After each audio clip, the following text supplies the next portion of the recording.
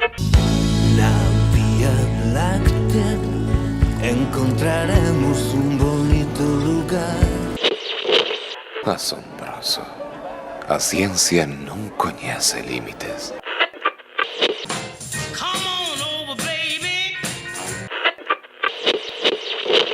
Acaba de sintonizar vostede Baleiro Perfecto.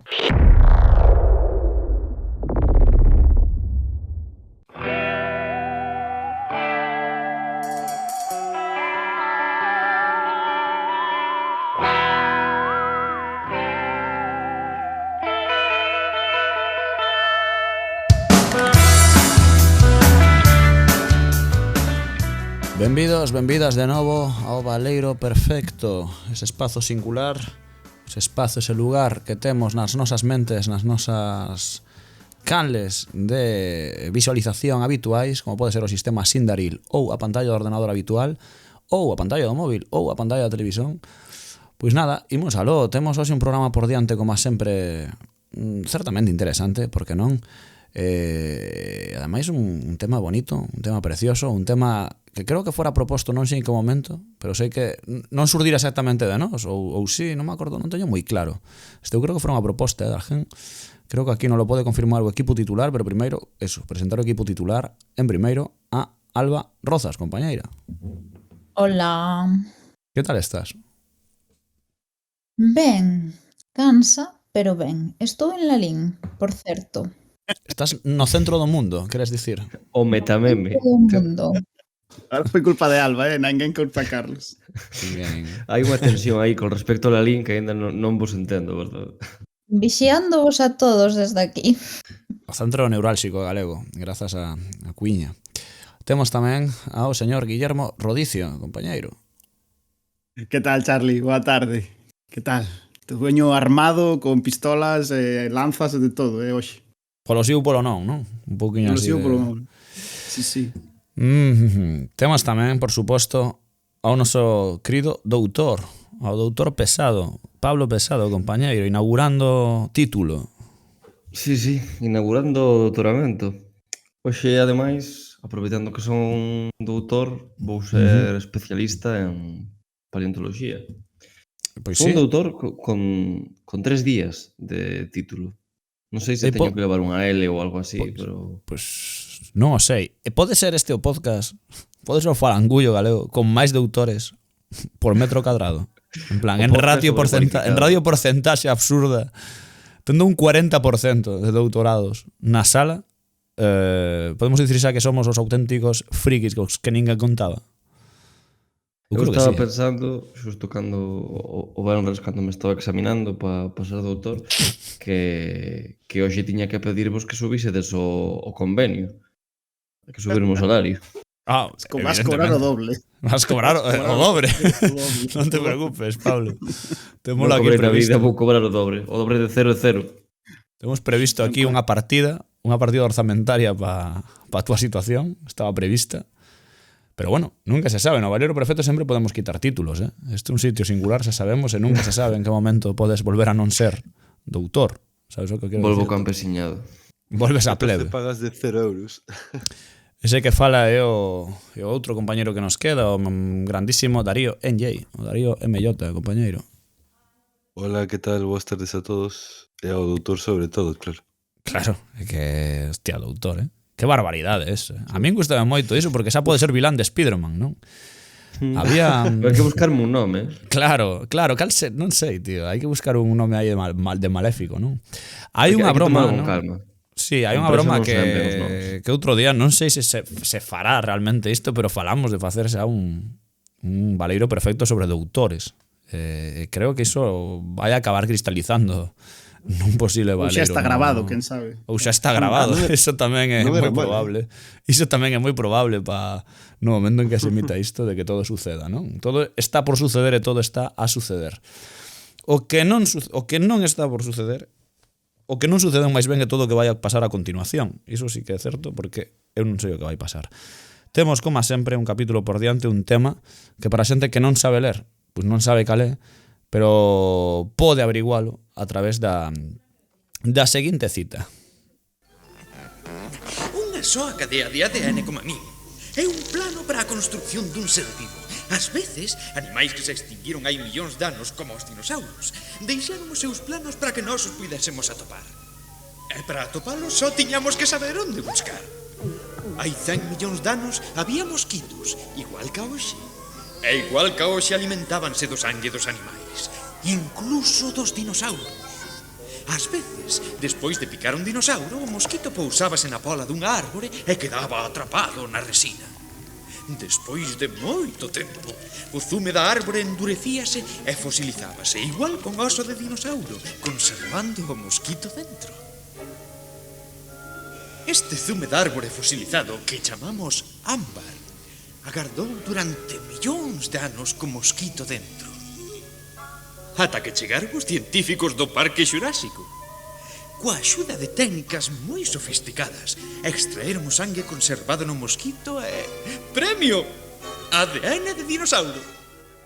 Efectivamente, imos falar de dinosauros, desa grande especie que viviu neste planeta Terra, que un cometa ou meteorito decidiu, supoño que era un meteorito, decidiu destruir completamente da faz da Terra, non dixo un, que saibamos, e aí onde entra o noso sistema, o noso, bueno, a nosa movida, que é a ciencia ficción, non? É un pouco de fantasía, pero bueno, en este caso ciencia ficción probablemente máis centradamente, que os dinosaurios continúan aquí, non? Podemos revivilos, podemos clonalos, podemos facer con eles historias, non? Podemos facer que os nazis teñan dinosaurios, todo iso e máis neste programa de hoxe, pero antes...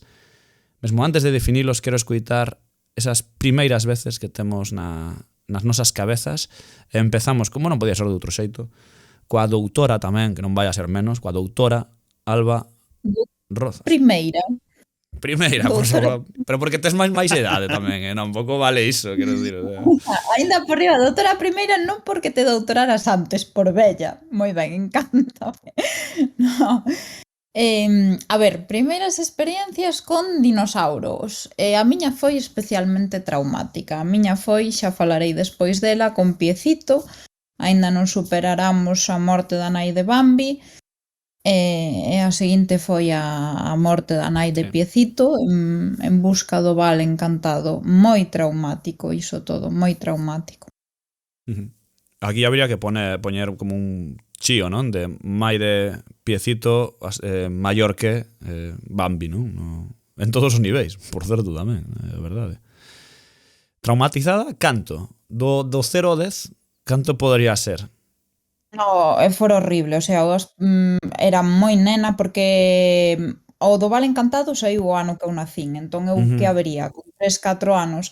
Teño recordos da película, imaxes da película polo mal que o pasei, polo moito que chorei, porque eran desgracia tras desgracia tras desgracia. Isto que che decían de pequena de ai, ves Son Goku que é super violento e son todo golpes e violencia, non sei que. Eu era moito máis feliz vendo Son Goku que non vendo eses debuxos que eran depresión, ansiedade, terrible. A ver, ahora a verdade é que a primeira é durísima a primeira, pero hai como unha chea delas, non? Eu creo, deste... Sí, despois fixose franquicia, pero é que a primeira é lacrimóxena totalmente. É a hostia, porque creo que o título original, se mal non lembro, é The Land Before Time, non? Que pouco ten que ver, a verdade, coa localización que lle fixeron neste caso, que ten certo sentido polo objetivo da película e tal, pero sí que non sei se querían que sonase máis a debuxo animado ou algo así, pero bueno, non é o debate. Era un título boísimo, non sabía iso. Que título moi Sí, The Land Before Time. Creo, a min soame que sí, casi estou convencido 99%, logo miro aí, pero a min soame que sí. Seguimos para bingo, Rodicio, compañeiro. Coméntanos ti a tua vez primeira. A ver, non quero minusvalorar a experiencia traumática de Alba, mas a miña primeira vez con dinosauros creo que é moitísimo máis traumática. Porque era moito máis visceral, é unha cosa que me pasou a min. Cando vivía no barco, vivíamos no monte, vivíamos nunha casa, vivía cos meus pais nunha casa no medio do monte, entón sempre moitas veces baixaba ao barco en bicicleta. Te baixaba moi rápido porque, eu que sei, eres novo e non tes medo a nada, e baixaba moi acelerado. E había unha curva bastante pechada e unha vez baixaba moi forte e metíme unha leche gordísima, saltei por riba dun muro, caín do outro lado e quedei como inconsciente durante, non sei, durante 10 minutos ou así, da hostia que me metí. E non me atopou ninguén, simplemente despertei eu. E cando despertei da hostia, o primeiro que vin foi a cara dunha galiña que me estaba picoteando a cara. E mirei a esa cara desa galiña e na súa mirada puiden ver a un dinosaurio. A visión ontolóxica horrible do animal que me vai comer. E esa é a miña primeira experiencia con dinosauros. Bastante traumática, a verdade. Sí, sí, sí. Chegaches a ver as galiñas algunha vez dende aquela coa mesma mirada? Ahora, como as con moita máis gana, gustame moito máis o polo dende esa. É probable, non? Que por iso saiban a polo as galiñas en sí, porque esa realmente veñan aí do pasado reptiliano. Claro que todos os dinosaurios sabían a polo tamén, claro. Iso se di, sí. Completamente. Estou seguro. Bueno, pues seguimos entón bastante trauma, non o valor dun o 10 porque non entra no baremo. O sea. No, esta non, claro, está moi por riba, non? Non hai baremo que mida isto. Non hai lingua humana ou élfica para definir isto. Pablo Pesado, compañeiro, vez primeira. Eu, máis que unha experiencia particular, tiven a experiencia cos dinosauros. Quero dicir que foi como a experiencia tan representativa desa xeración que case nin pagaría pena contala. Eu estive obsesionado cos dinosauros, como supoño que iso un 90% da xente nada nos 90, sexa para arriba ou para baixo, xente obsesionada cos dinosauros en xeral. E nada, marcaba todos os videoxogos que podía de dinosauros, tiña, en fin, roupa de dinosauros de xoguete. E o tema foi que como que o momento de absoluta adoración polos dinosauros tivo que ver coa primeira vez que foi ao cine, que os meus pais me levaron ao cine. Que foi, o que sei, bueno, podería sabelo se consultase, pero foi o ano que saiu a do Mundo Perdido. Que ano sería? 98, por aí? Ou non, un pouco antes, se cadra. 97 mellor, pero mirocho agora. Bueno, tanto ten, o 97. E a cousa é que levaron ao cine e eu non sabía que era un cine. E tampouco sabía que era un dinosaurio. Aprender esas dúas cousas, eses dous conceptos, ao mesmo tempo, foi como das experiencias máis increíbles da miña vida, non? Como, Deus, que está pasando aquí? A vida acaba de gañar como, non sei, 1000 puntos. E nada, pois iso. Que os dinosaurios reconciliáronme non, porque tería 4 anos o país, pero ensinaronme a disfrutar da vida.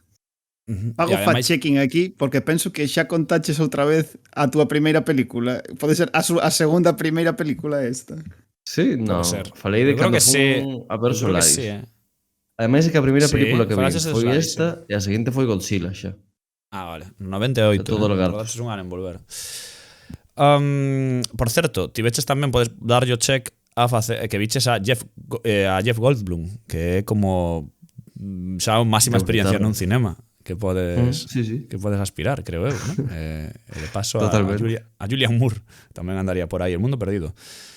Darío NJ, compañeiro, contanos ti tamén esa historia pioneira na túa vida. Pois, a ver, un pouco como Alba, porque eu creo que me vin prácticamente todas de En busca del Valle Encantado, pero tamén teño que engadir que un dos primeiros dinosaurios que tive contacto na miña vida foi Yoshi de Super Mario Bros. Entón, é así como moi bonito a cor do dinosaurio e o concepto de Yoshi é tan atractivo á vista no videoxogo que, joder, a mí gustaba moito daquelas. E logo, obviamente, pois o tema de Jurassic Park que se xa imagino que estaremos todos xa nunha das nosas primeiras veces non de ir ao cine a vela. Basicamente iso.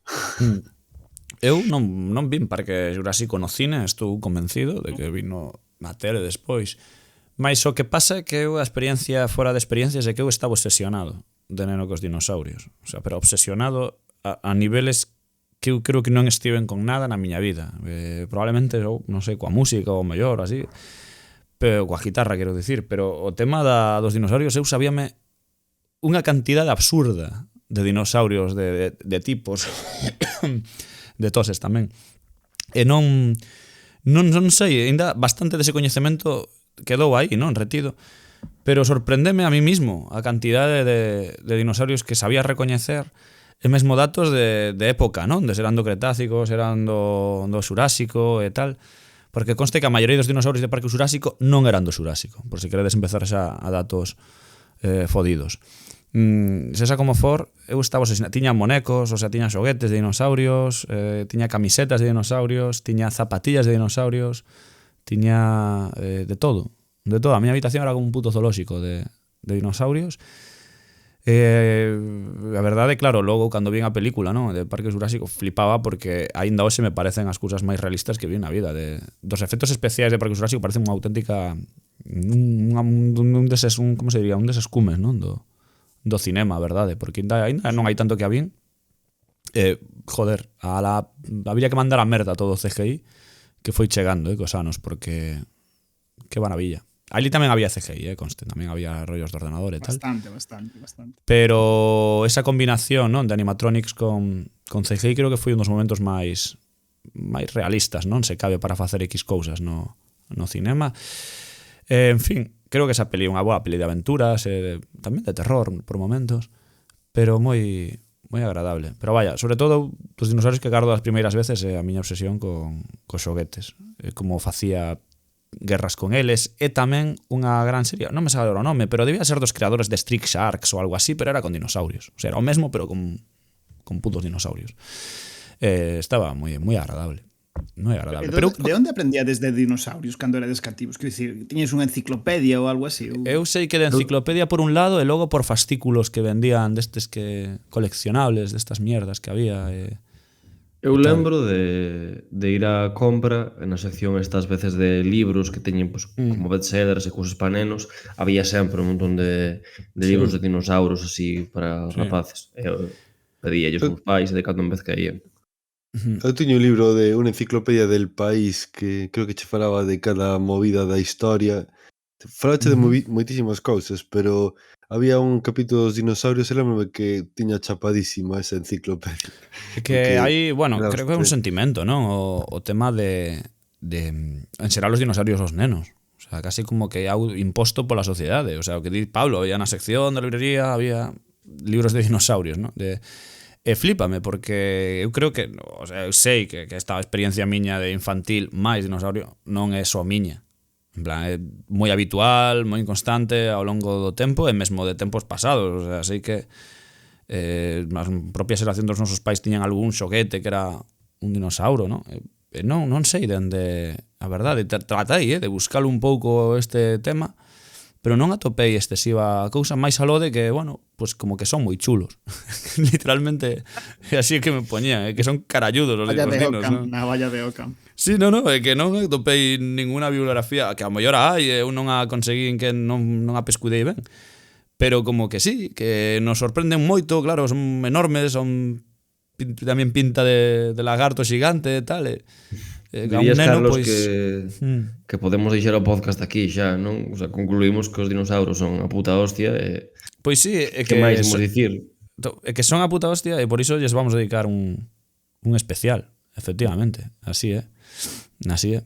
Entón, pois nada, imos avanzando xa, non? E buscando pois esa definición de algún xeito ou tal, que como sempre vai recaer ademais na nosa querida Alba Rozas. Pero bueno, primeiro, cortinilla e seguimos para bingo.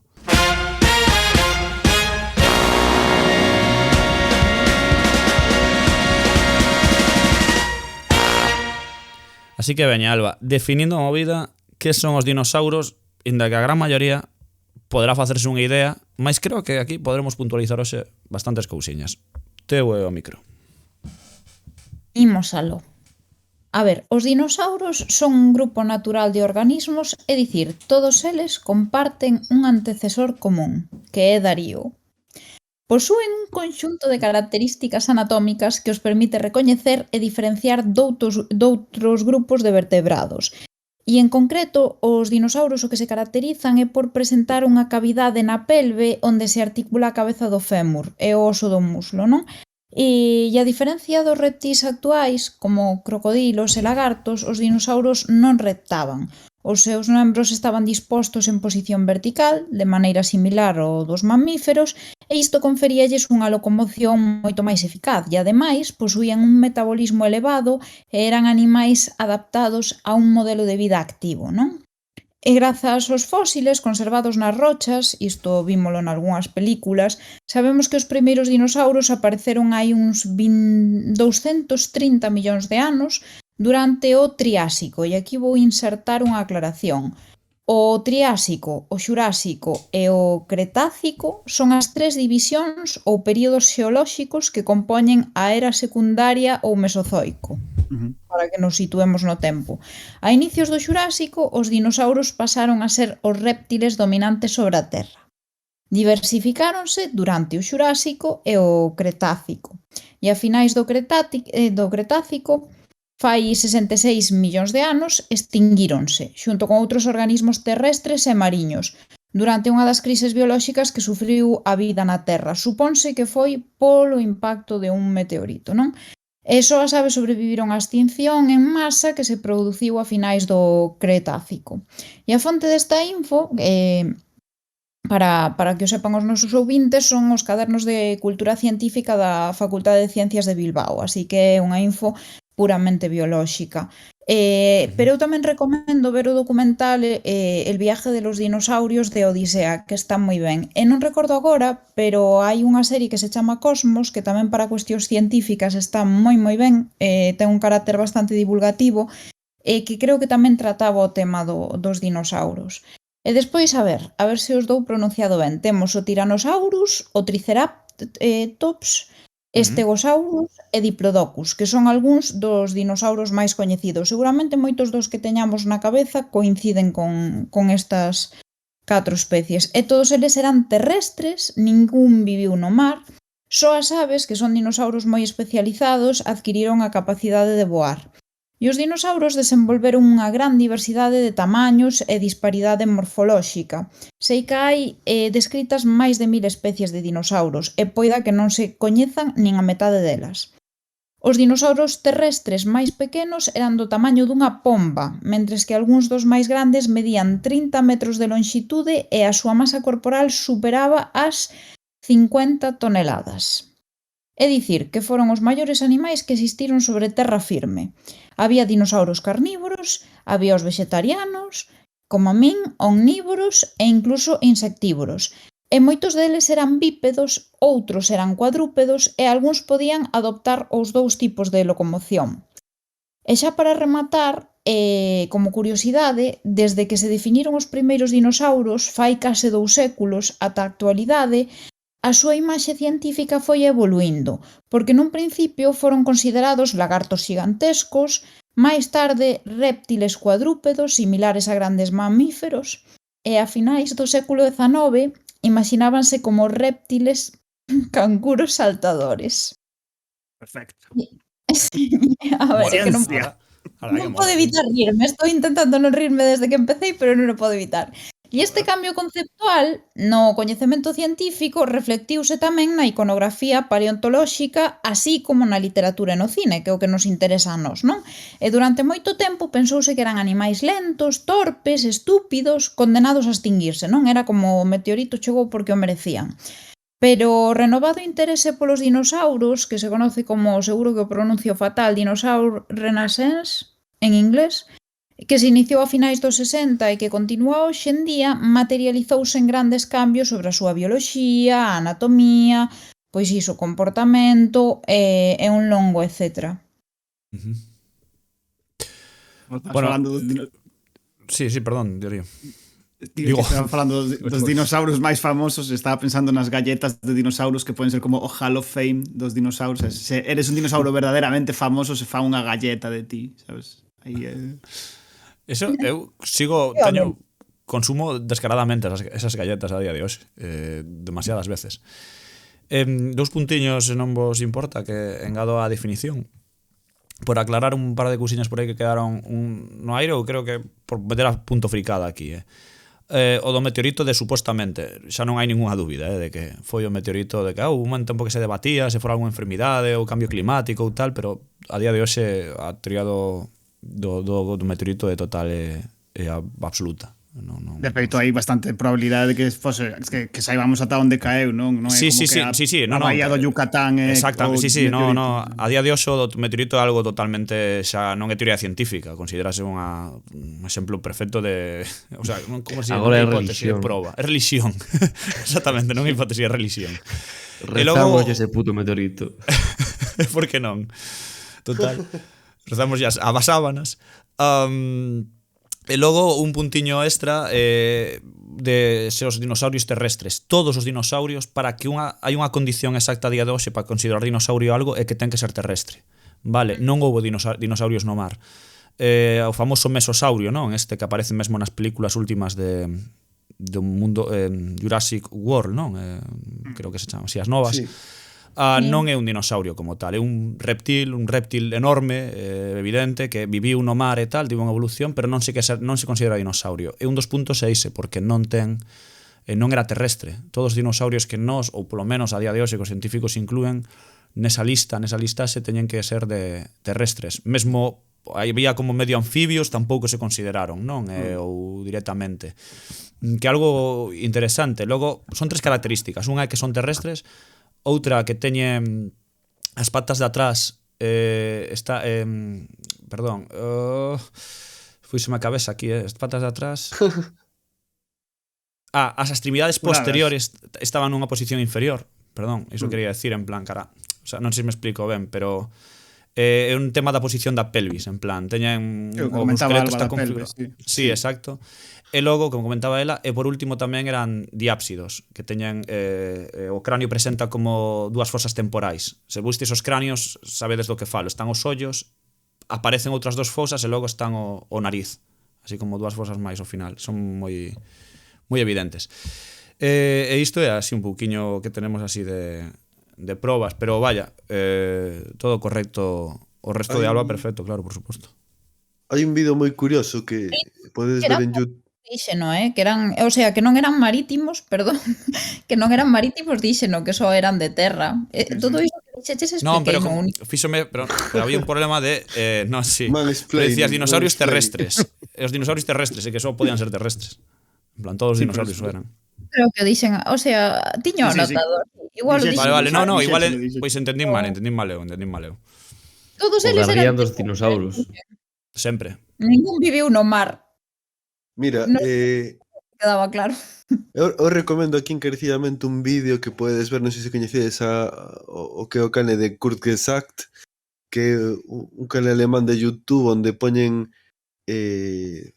pois animacións, non, de certos temas científicos, de divulgación científica. Dos dinosaurios hai varios, pero en concreto hai un dedicado que é a extinción dos dinosaurios, que pareceme que está genial explicado e moi ben feito, así que é bastante espectacular, ademais. Así que se queredes velo, podes velo e explica un pouco como que pasou xusto inmediatamente despois de que o meteorito colisionara contra o que é a Terra. Hai varios míticos, non? Como algúns quedaron moi desfasados, non? Pero no seu día foron moi impresionantes, non sei se vos acordades do de Camiñando entre dinossauros.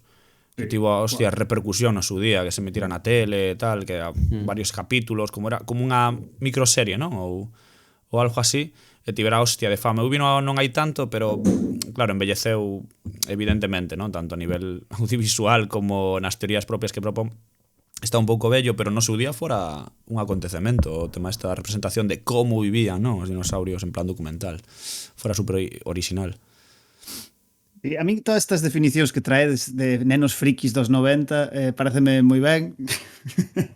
Pero tamén parece un pouco limitadoras, porque creo que moitas veces pensamos, cando falamos de dinossauro, falamos máis dun concepto que é máis ben máis artístico ou pop, case, ou como cultural, do que un termo científico, que as clasificacións ou taxonomías científicas son interesantes, pero cando falamos de dinosauros entre os comuns dos mortais, case nunca estamos pensando en onde ten a pelve este reptil do que ao que me estou referindo, sabes?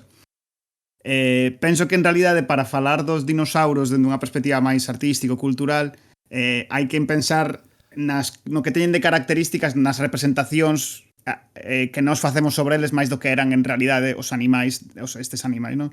Entón, dende esta perspectiva, case sempre o que define o dinossauro é que é un animal, no sentido da súa consciencia, non ten capacidade de falar, é un animal, non? É vagamente reptiliano, máis ou menos reptiliano. Aquí podemos meter a Yoshi como dinossauro, non? E ten, de feito, un tamaño variable que vai desde gigantesco a diminuto. Mais non ten por que sempre corresponder tampouco co que tanto fisiolóxicamente como no seu tamaño podía ser os dinosaurios de verdade, non? Pois falabas agora precisamente do dinossauro que sai en Jurassic World do mar, que, pois, ok, pois non é un dinosaurio xa, pero se lle dedicas unha película inteira chamada Jurassic Park a ese dinossauro, pois igual sí que o é.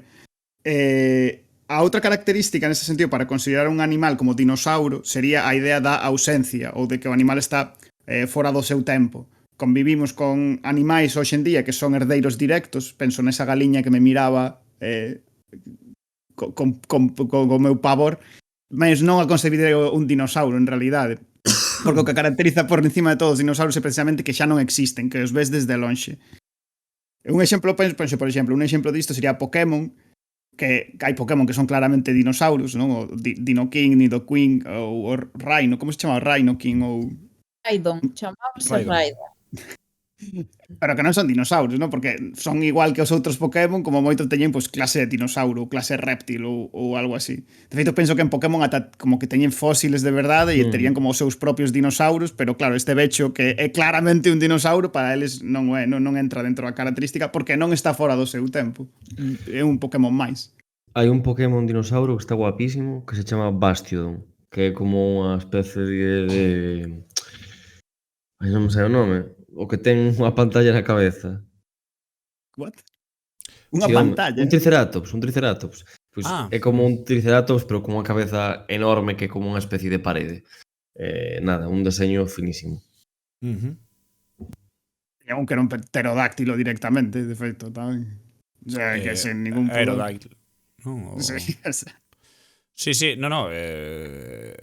O sea, o reciclado, non? Como tal de que diste o de entender os dinosaurios como entes que entendemos rapidamente que son dinosaurios é algo moi habitual na ficción, non? É algo, ademais, creo que moi válido o que ti apuntas, non? Mais aló da teoría científica que non, como de bióloga, non? Pura, que o mellor non somos evidentemente expertos nin nada, sí que nos interesa moito máis o que distí, non? Ese acercamento desde o achegamento, dende a posición literaria ou ficcional, non? De entender o dinosaurio máis aló da ciencia pura, que máis, por sorte, é bastante máis rico, non? Que porque a ciencia final do que vai ser percibido como dinosaurio. Claro, o sea, ao final a ciencia ten as propias limitacións, non? E o que distiu o mesosauro, que non é dinosaurio, ao final é dinosaurio, non? Para o resto da humanidade ou do que sexa, pois evidentemente, sí.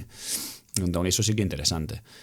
E ademais, velos dende esta perspectiva axuda tamén a pensar a discernir cales son as historias onde é rendible traer a figura do dinossauro fronte a outros tipos de monstro. Por exemplo, penso case sempre son viaxes no tempo, ou xa sexa porque as persoas viaxan ao tempo dos dinosaurios ou porque traemos dinosaurios ao noso tempo, ou cuestionar o papel da humanidade como reina da creación, os límites do que consideramos natural, un pouco pola vía da clonación, da que falaremos despois, supoño. O papel, en xeral, de outsider do dinosaurio, que como un animal da terra e ao mesmo tempo case como un alienígena porque está fora do tempo, fai no ideal para reflexionar destes temas, eu creo. Joder, que é moi interesante isto que dis, porque se o pensamos históricamente, antropolóxicamente, o dinossauro é como a referencia máis clara que tivo a humanidade cun tempo que non pode comprender, non? E que non entra ben nos seus relatos, nin os cómputos que fai, nin nas xeracións humanas, non? É dicir, ven dun tempo tan remoto que a súa experiencia non é capaz de abranxilo. Hai un concepto dun filósofo francés que se chama Quentin Meillassoux, que é o de arquifósil, que fai referencia a isto, non? A algo tan anterior que nin entra dentro da conciencia. A cousa é que o rexistro fósil era ben coñecido desde moi antigo, non? Falamos un pouco disto no capítulo dos dragóns, como ás veces dice que os dragóns chineses procedían dese contacto, non? Co rexistro fósil, porque é moi abundante na China, mas tamén as civilizacións grecolatinas coñecían, e de feito levábanos a pensar que anteriormente, en tempos pasados, a Terra estivera completamente sumerxida, mergullada. non sei, non deixa de ser interesante que en todos os períodos da historia existise un debate forte por interpretar eses fósiles, porque ademais acontecen todos os momentos, tanto nestes que veño de comentar, como incluso coa revolución científica, cando grazas á embrioloxía, a teoría da evolución, pois imos podendo cadrar todo ese coñecemento, mais con anterioridade tamén no Renacemento había discusións moi acaloradas sobre que carallo era iso, non? E non sei, dándolle un pouco de voltas, chamoume a atención ao contraste entre este interese tan grande e o ser odia que é a aparición do dinosauro na literatura. Que un tema sobre o que eu non sabía moito, e como sempre que non sei moito, miro The Encyclopedia of Science Fiction, que é unha cousa que recomendo sempre moitísimo porque a información que teñen é abundantísima e dunha calidade moi alta, gratuita, vaya. E nada, atopei aí un par de datos moi interesantes que penso que poden axudar a ir colocando a cuestión do dinosauro un par de puntos de partida.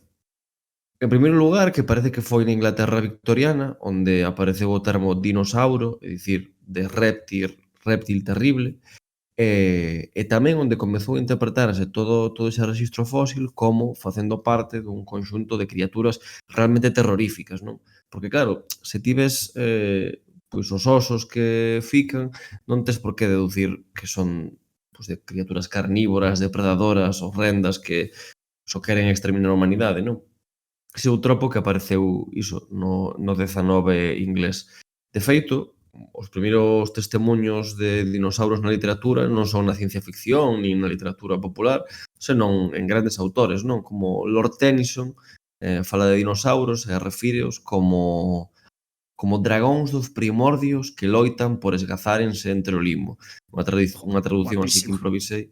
Está guapísimo, sí. E Dickens xa usa o dinosauro como unha metáfora para referir ao Londres industrial. Di que é un megalosauro. Que é unha cousa que me parece moi tola, porque Dickens ao final escribía para un público bastante amplo, non? Eran novelas por entregas. Entón, que ele se permita... Como? Perdón? Que eran novelas de xornal, vaya, que estaban Claro, pensadas para que se permita empregar a expresión megalosauro quere dicir que a xente xa escoitara falar diso, o cal quere dicir que a xente xa lle flipaban os putos dinosaurios, non? En fin, a cousa é que xa para acabar rápido, porque isto conectará con temas que imos tocar, estive procurando por internet e atopei unha bibliografía de todas as obras de ficción sobre dinosauros. Non a vou referenciar porque, en fin, é unha lista, pois se alguén tiver interese, pois pode comentar tal vez en Twitter ou onde sexa, e podo lle rular. A cuestión é que, vendo todas esas obras, empecé a buscar datas na procura de regularidades. E o que atopei é que, aínda que hai algunha obriña por aí, a popularidade do xénero claramente comeza nos 70, nos 80 vai subindo e nos 90 estoupa por completo, non? Parece que quen comeza o xénero é, Xulio Verne, de maneira un pouco tangencial, mas sobre todo Arthur Conan Doyle no Mundo Perdido, que logo evidentemente dará lugar á segunda parte de Jurassic Park, mais o Mundo Perdido tamén está no universo de Conan, está nos X-Men, en fin, moito disto haberá que falar. E nada, como digo, nos 90 estoura ata tal punto que nos videoxogos, por exemplo, Turok sae no 97 e para o ano 2000 xa existen 8 xogos da mesma saga, é dicir, foi realmente unha brutalidade, non? En fin, xa iremos profundizando nisto, pero non deixa de ser interesante que algo que temos tan naturalizado realmente teña apenas 2 décadas, 3 décadas. É curioso, sí. De feito, da movida esta que comentas sobre como vai aparecendo, sobre todo a partir do 19, derivado dos descubrimentos científicos ou da sistematización dos descubrimentos científicos, pensaba en que, non sei se mo invento o dato, pero había un dato de unha cantidade de poboación mundial que pensaba que a humanidade convivira cos dinosaurios en algún momento histórico, que pensaban literal que esa convivencia existira en algún momento. É que, de feito, cando comezan as ficcións de dinosaurios, pois iso, tanto na obra de Verne como na de Conan Doyle, pero ata os 90 prácticamente, a idea é que en algún lugar que aínda non atopamos, os dinosaurios ainda viven, non? Pois pode ser o cráter dun volcán, pode ser o Ártico, pero hai como ese terror que aquilo que é absolutamente perigoso e que parece que foi destruído por forzas que descoñecemos, por deuses piadosos, pois poida seguir aí, non? Esperando por nós.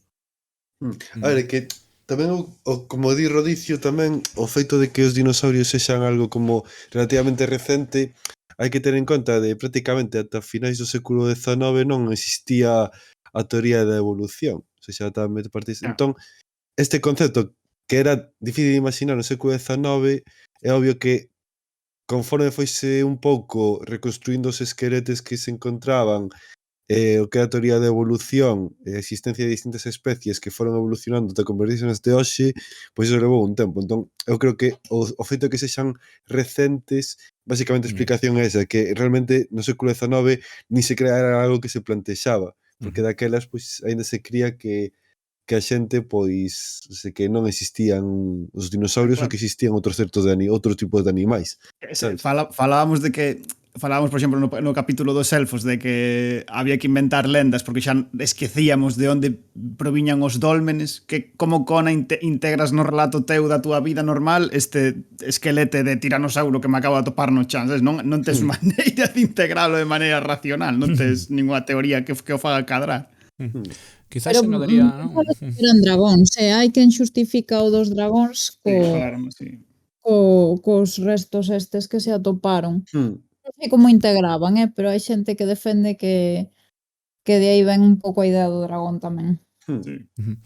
Quizás engadiría parte do que decía Darío, non? Este século XIX tamén é a época, non? Dos últimos exploradores, non? O que se definiu así. Entón entendo que había o mellor, penso eu, esa idea de atopar o animal perdido, non? Aínda quedaba o mundo cada vez era máis pequeno, non? Pasamos do século XV, XVI, XVII, onde é a época dos descubrimentos máis grandes como tal, non? De expansión e tal. E no 18 e 19 quedan os últimos recunchos do planeta, non? O planeta está case totalmente explorado, polo menos no sentido terrestre, e moitas das historias, non? E mesmo falamos de Arthur Conan Doyle, bebe deso, non? A propia novela, non? Del mundo perdido fala diso, non? Dunha exploración nunha meseta sudamericana onde atopaban animales prehistóricos, non? Con tal. É pura ansia de exploración, creo, non? A min, polo menos, dame ese estilo, vaya. Estaría interesante coller todas estas ficcións centrais do dinosauro e facer un mapa de onde os colocan, non? E seguramente veríamos que o dinosauro aparece reiteradamente en claves coloniais, non? Como esta xente pois primitiva, seguro que ten tamén animais primitivos. Ou no Ártico, que xa explicamos noutro podcast, que están loitando por colonizalo tamén. Está Papá Noel e o Velociraptor. Papá Noel en dinosauro. Gustoume tamén a intro de Pablo aí, un momentiño recuperando esa idea, a idea da enorme distancia que hai, non? De que probablemente os dinosaurios esa época non máis coñecida, pero a nivel popular seguro, onde sabemos que hubo algo antes que nós, non? Como hubo algo realmente super evolucionado, super tal, que con animales enormes, cosa tal, que funcionou de algún xeito, quero decir. Foi simplemente cortado por un accidente, neste caso, bueno, por un suceso mundial como foi aquele do meteorito, pero que estaban aí, non? O sea, antes de nós hubo algo. E iso creo que, se o comparamos a nivel numérico, deixanos nun moi mal lugar aos humanos, non? Que levamos relativamente pouco no planeta en comparación a seres que se extinguiron, hai 65 millóns de anos, e creo que Alba dixo 240 millóns, non? Empezaron os primeiros. 230, non? O sea, 230 empezaron, 65 millóns a cans, o sea, estiveron moitísimo tempo. No devagar do planeta, e nos levamos apenas nada en comparación a eles, non? E creo que iso é interesante na idea de afondar na ficción que nos provoca ou nas ideas que nos dan, non? Non sei, penso. Pero no fondo non son como números, eu creo que son números que son que non eres capaz de comprender. Claro, que non igual, nos podemos... No pasado distante, as pirámides igual que os dinosaurios. Quero dicir, está todo nun pasado tan distante que non eres capaz de percibilo, simplemente todo está pues, moi longe, sabes? Todo ocorreu en algún momento moi afastado no pasado.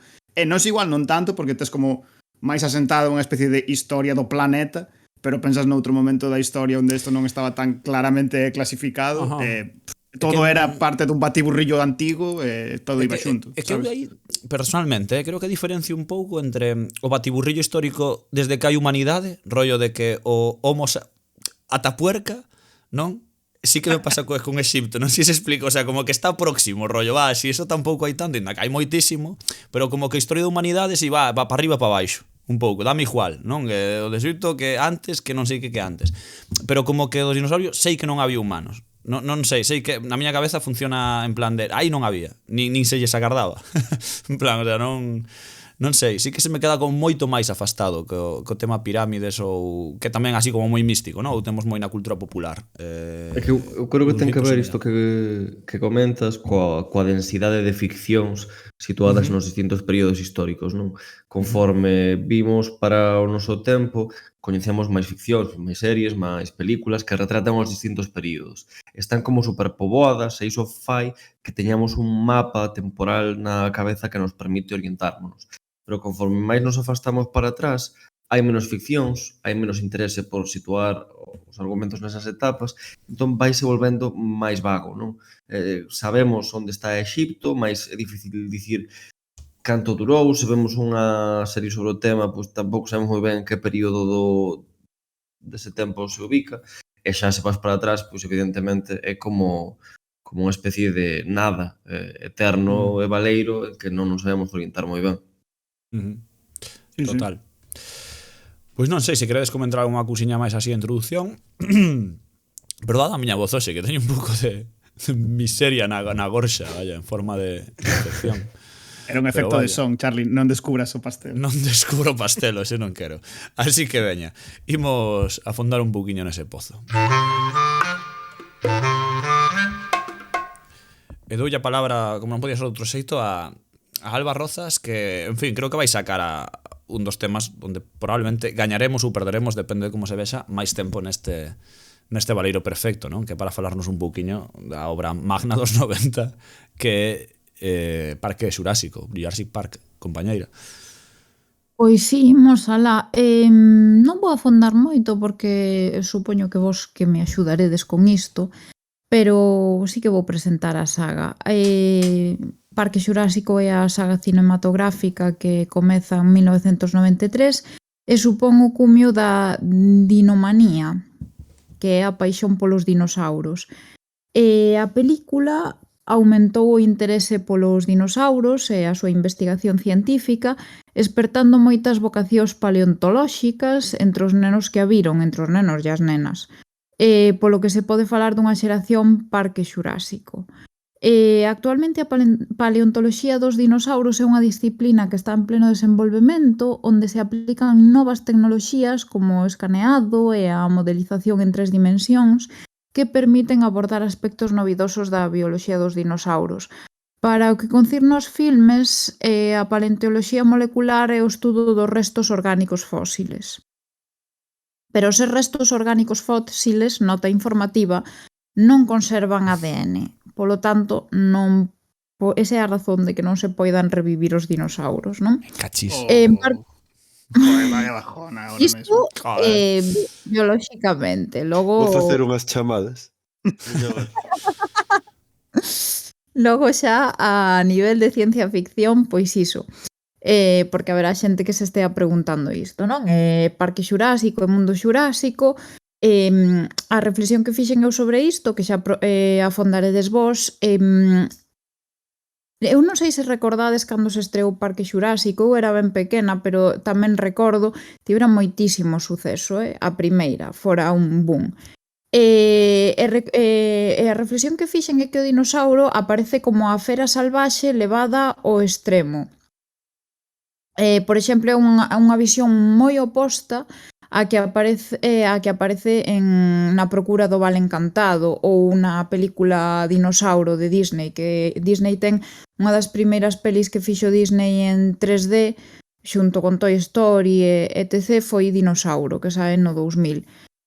Aí xa vemos unha personificación dos dinosauros, hai depredadores que son malos, non depredadores que son bos e incluso depredadores bos, pero a visión que se dá en Parque Xurásico é completamente distinta, non?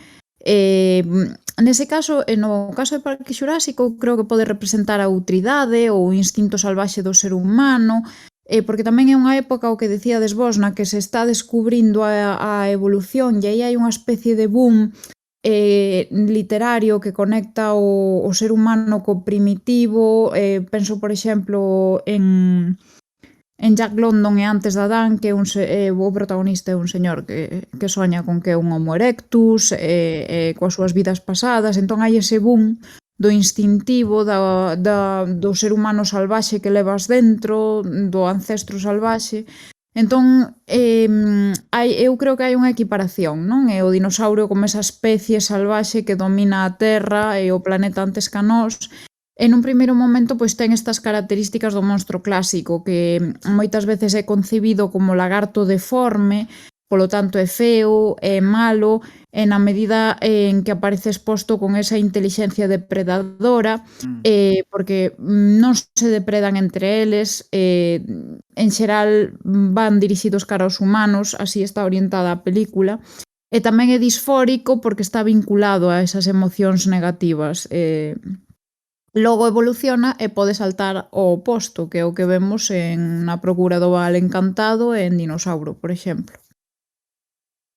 Non sei ata que punto...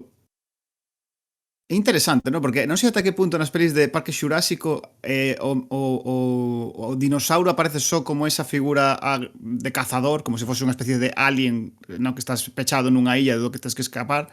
Porque tamén aparecen sempre como os dinosaurios vos, que son os herbívoros, porque non te queren comer, pero que aparecen como que recargados de elementos positivos, non?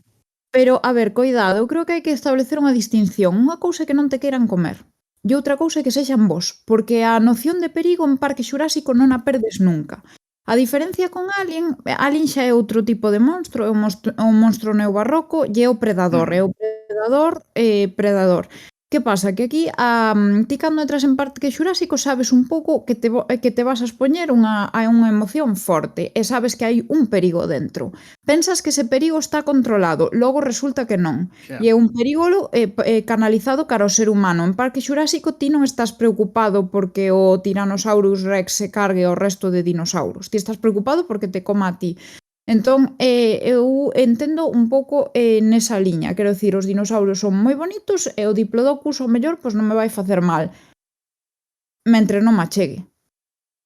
Ou mentre non lle moleste, ou mentre non me dé a capata, simplemente. Pero entón, mesmo que ir de safari, non? Claro. E por iso digo esa idea do salvaxe. Esa idea do salvaxe que tamén está no propio ser humano. Non sei, igual é verde máis, pero é esa idea do salvaxe, que é diferente pois ao que hai en Alien, que é o do predador e a destrucción, que ademais está moi emparentado coa destrucción da máquina, non? O sea, da máquina polo home. Pero aquí é a idea esa do salvaxe que o ser humano ao que en algún momento pertenceu, que tamén foi, bueno, eso, coa outra especie que dominou a Terra antes que a él.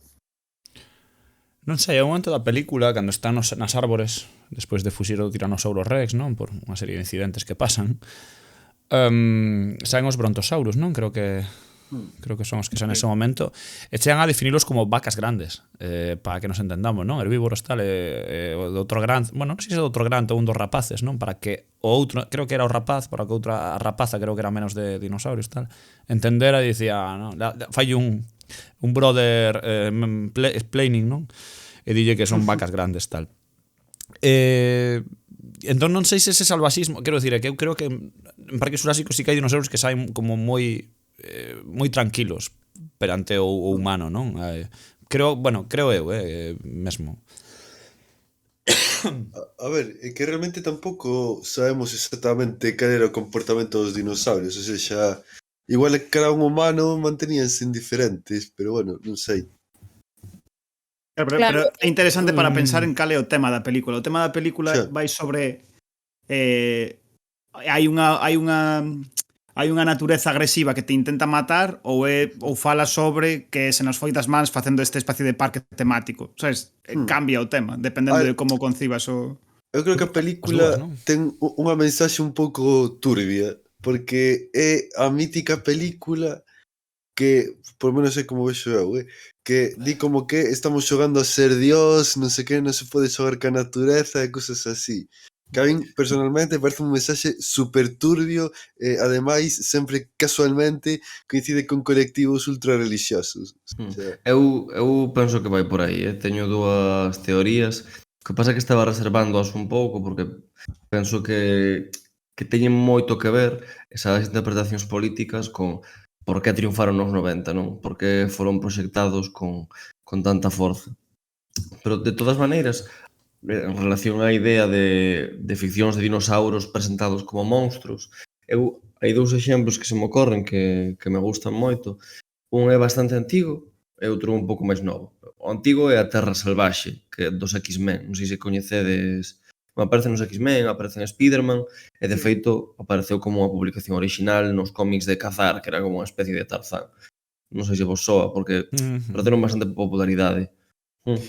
Sí, o malo Sí, este de o meme, Spiderman. que moita xente pensará, vais a ver que é o meme este agora. O mellor non sabía que de onde viña, pero é o que eu meme. lembro precisamente a raíz de veros a serie dos X-Men de deseños animados nos 90, que non é casual que decidisen adaptar ese arco que non ten moita importancia, que non lle gusta especialmente a ninguén, non hai demasiada xente que lle teña un recordo garimoso a esa saga, e porén tiñan moitos capítulos dedicados a iso. Eu penso que por Jurassic Park e tal. E logo outro exemplo que me parece flipante é o Primal de Tartakovsky. Este coñecédelo? Bueno, non teño ni idea. Non. É unha serie que saiu, penso que hai un par de anos, 3 como moito, de Adult Swim. Máis que unha trama así complexa e tal, é un pouco como absolutamente ou sinxelamente a cuestión da brutalidade, non? Da animalidade pura. De feito, non hai diálogos, un home acompañando dinosaurios, digamos. O sea, é deseños animados tamén. Nada, recomendo vos que polo menos que lle botedes un ollo os trailers, porque realmente a nivel de animación un desfase do mellor feito sobre dinosaurios, sen comparación. Vaya. A este nivel de terroríficos, quero dicir. Que Parque Jurásico, é dicir, eu creo que volvendo recuperando o tema das mensaxes, non? É evidente que hai unha que se podría entender así, non? Evidentemente, o tema do que dicía Darío está moi influenciado tamén por ese outro Malcolm, non? Da teoría do caos, non? Que sempre a vida abre ese camiño, non? Era o mantra, non? Que repetía de que da igual os controis que consideremos que podemos facer, ao final a vida acabará encontrando o seu camiño, que é como moi extraño todo. Inda que creo que é unha perspectiva actualmente noventeira, non? Tamén, o sea, encaixa a perfección coa idea. Pero non sei se iso se calaría tanto na xente, non? Ou porque ao final se lle pregunta, quero decir, o sea, non sei se xogaba a dicir que a clonación estaba mal. Non sei se me explico. Non sei se realmente esa mensaxe calou, se realmente foi totalmente mesmo pasada por riba. Vos que credes? Porque eu creo que se pasou por riba totalmente desas posibles mensaxes contra científicas mesmo, non? Na idea de novas investigacións ou de novas ideas. Eu creo que foi devorado completamente. O sea, se lles dera a escoller en ese momento a xente de queredes dinosaurios, a xente votaría sí. Que llen polo cu, sabes? En plan, sí, queremos dinosaurios e queremos que salgan mal no parque, pero danos igual. Non sei, a miña percepción, vaya. Vou desvelar aquí as miñas cartas de por que penso que Jurassic Park triunfou e cal é a cuestión política de fondo, non? Unha é a que ti dis, a cuestión da clonación directamente, non? Non sei se lembrades ata que punto iso estaba presente na esfera pública na altura, pero incluso nos telexornais. Sí, estaban completamente obsesionados, non? Era un debate ético moi forte, porque agora temos a clonación como unha cousa, ben, que non é que o fagamos diariamente, non? Pero forma parte dos nosos conceptos habituais. Pero daquela, pensar na clonación era algo absolutamente novo, non? O sea, nin na ciencia ficción aparecía con tanta profusión. Entón, penso que era un concepto que perturbaba a xente. Por outra banda, isto penso que a interpretación forte, ou a que eu penso que ten máis sentido, ainda que un pouco rebuscada, ten un pouco que ver coa cuestión da teoría do caos que apuntabas, Carlos, mas que eu contextualizaría na fin da Guerra Fría, non? Por que? A teoría do caos, en xeral, comezouse a facer moi popular na década dos 80, mas nos 90 pasou ao mainstream, non? Comezou a xerar moito interese popular. E penso que o que estaba a facer Crichton con Jurassic Park era aplicar as consecuencias desa teoría ou da forma máis popular ou comercial desa teoría ao problema contemporáneo de que facer coa sociedade en xeral, non? Porque por unha banda había un modelo regulativo, sobre todo a nivel económico, que estaba caendo a nivel práctico, é dicir, a Unión Soviética estaba índose para o carallo. E penso que un pouco iso é o que acontece tamén en Parque Xurásico, non? É un modelo en que os humanos tentan regular un sistema, mas que naturalmente tende para caos. E visto así, non tería nada de raro que Crichton estivese de alguma maneira a criticar o sistema comunista, mas penso que tampouco é un texto directamente anticomunista, non? Que tamén permite a interpretación contraria no sentido de que o que está a pasar, é dicir que os dinosauros pois perdan o control sobre o propio ecosistema e que acaben creando caos, non deixa de implicar tamén que sen regulación pois todo vai ao carallo, non? Entón penso que de alguma maneira é unha película que retrata moi ben os debates da súa época e a dificultade de dicir, vale, que facemos agora, non? Que camiños económicos, políticos quedan?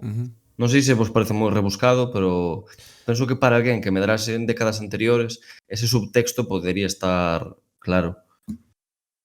Non sei, a mí sí que me parece moi rebuscado, Eu non sei se é rebuscado, pero é moi túa. A min iso pareceme sempre moi ben. Bueno, claro. A compasión sabe ben. No, a min parece porque dis, é moi rebuscada, pero se o pensas, se o ves dende fora, meter a un señor como Goldblum na peli a contar a teoría do caos é unha cousa rebuscadísima que non ven a conto de nada e que está metida con calzador porque queres dicir algo ou falar de algo. Sí, totalmente. E que ademais a teoría do caos estabase vendo nesa perspectiva, non é un invento. Estabas usando para dicir que o sistema de prezos era imposible de regular e que por iso o comunismo estaba destinado a caer, non?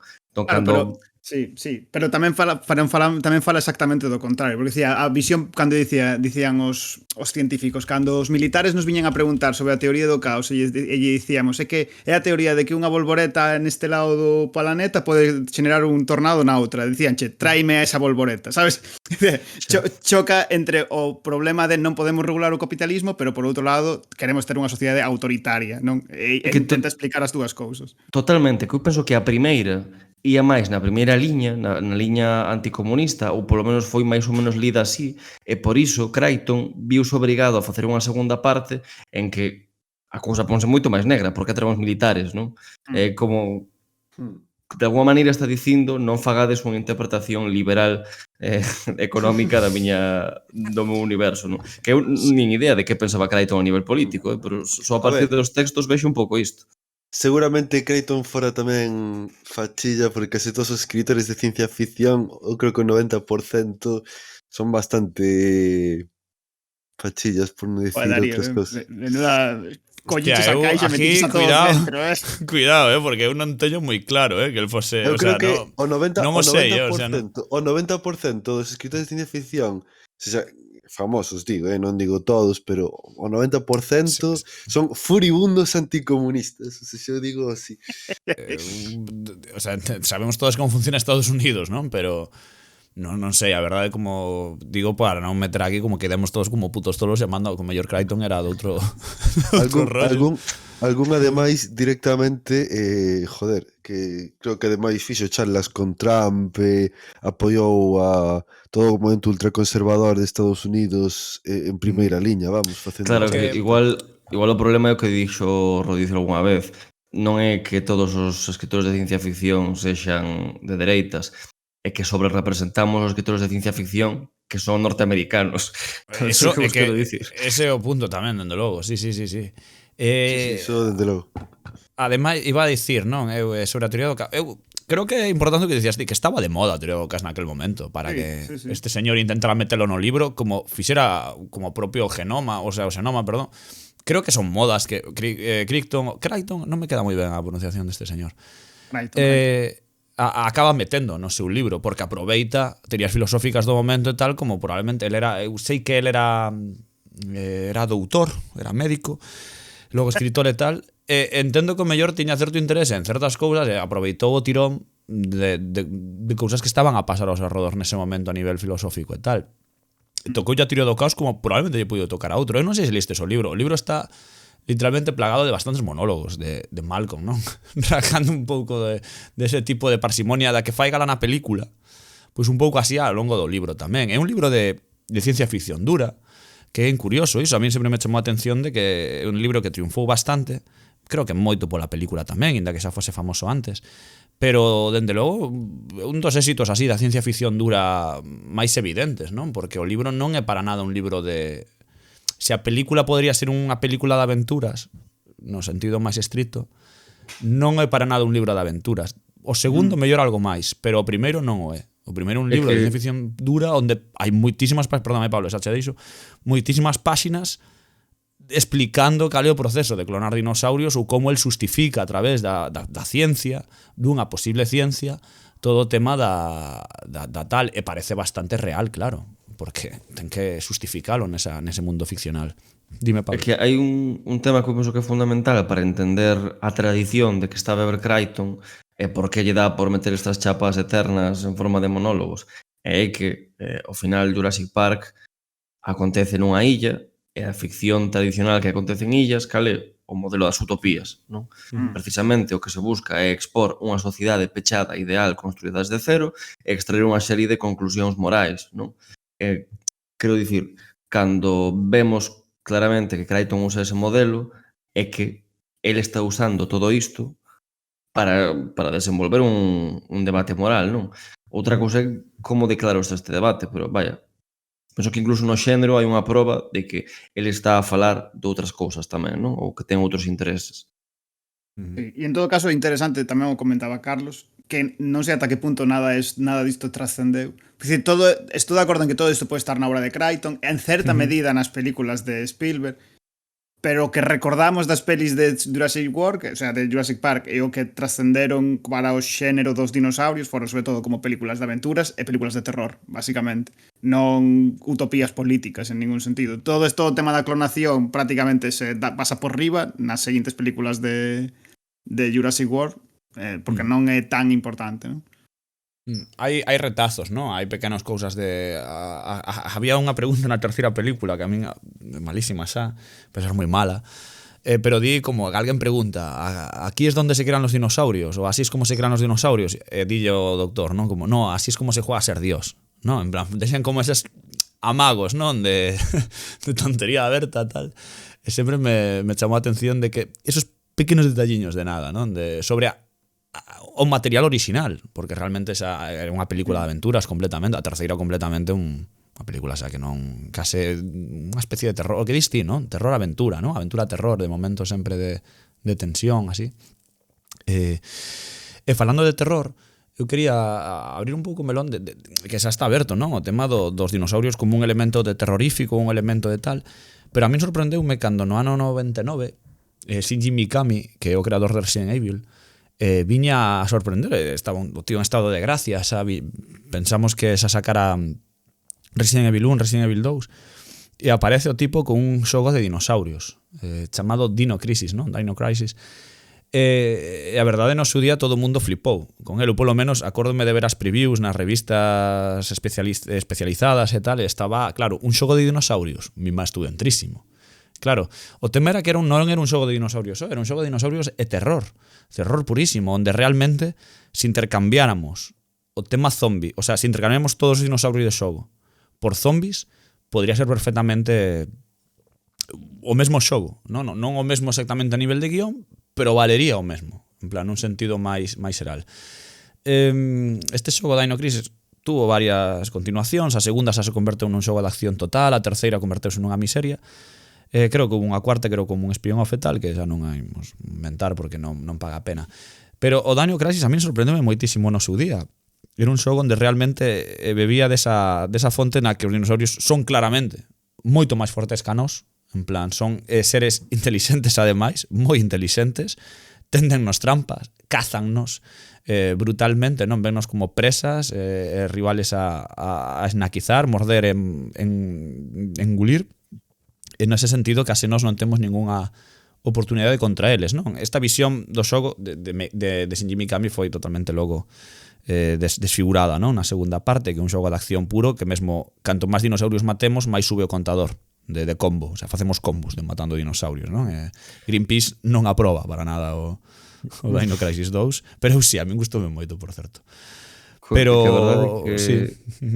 No, un comentario así, sen máis, pero que se tivésemos unha listaxe de todos os xogos de dinosauros que saíron xa non na década dos 90, senón na segunda metade, e que sería unha bestialidade. Coñezo moi poucas sagas, temas ou, non sei, grupos de interese que fose tan prolífico, porque eu, o primeiro videoxogo que eu tive na vida, que marquei, foi un xogo de Parque Xurásico, o da Mega Drive, o Mundo Perdido, vai.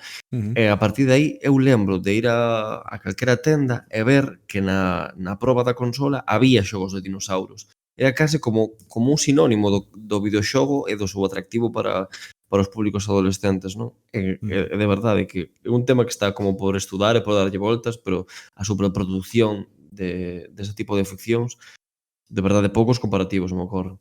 A equivalente igual serían os zombies nos 2000, entre 2000 e 2010. Eu creo que sería o único equivalente. Pode ser. O único equivalente pode ser. Hai unha barbaridade, non vou aquí citar material, pero o que dis Turok, mesmo como os dinosaurios van percorrendo outras ficcións. O que falaba antes Rodicio do dinosaurio nas ficcións, ¿no? De que se cola en moitísimas de repente. Son Goku ten dinosaurios. Por que? Porque non, ¿no? En plan, va, total.